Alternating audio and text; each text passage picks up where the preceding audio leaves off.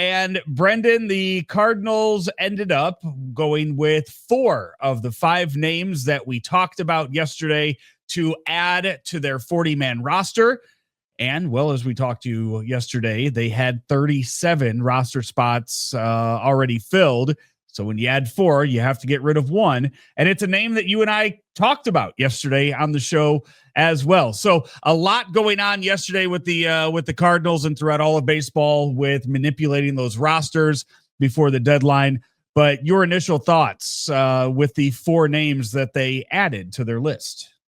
Yeah, the Cardinals had 5, as we had mentioned yesterday, that were considered top 30 prospects in the organization who would have been vulnerable to the Rule 5 draft if not protected by being added to the 40-man roster.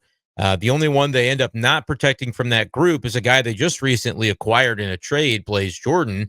And I think my thought yesterday was, well, they did just trade for him. It would seem like a strange conclusion not to add him. But then you do kind of look at some of the numbers that he put together last year in AAA Memphis after coming over from the Boston Red Sox organization. Only hit 198 in AAA, had much better numbers in the AAA affiliate for the Boston club, and a 608 OPS. And so, maybe he's a guy where the Cardinals say, look, if somebody is going to pick him up and put him on their big league roster, okay, it is what it is. But we probably don't need to devote a 40-man spot at this point to Blaze Jordan. So we'll see what ends up happening there with Rule 5. But everybody else that I think was on that radar gets picked up, Joe. And then Jose Alcala, the guy that is DFA'd.